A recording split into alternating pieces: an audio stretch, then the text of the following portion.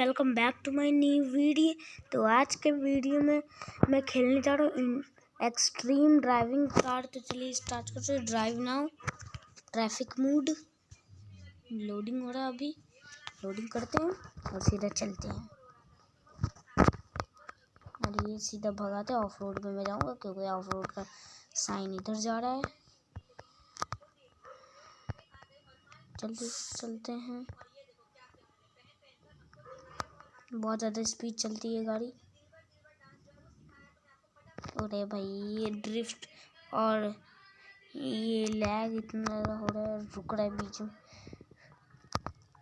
Checking passport, ये क्या थी? मुझे भी बिल्कुल पसंद नहीं आ जाता है।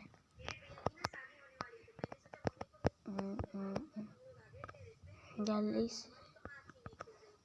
अरे भाई यहाँ पे मैं गया ऑफ रोड जगह पे, ये पूरी गाड़ी पलटी मार ली। अब यहाँ पे मैं पानी में चलाऊंगा।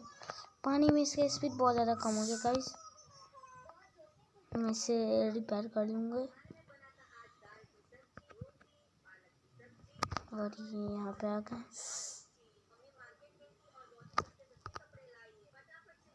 तो गाइस आज की वीडियो में इतने ही। इस वीडियो को लाइक करना, शेयर करना, सब्सक्राइब करना। बाय।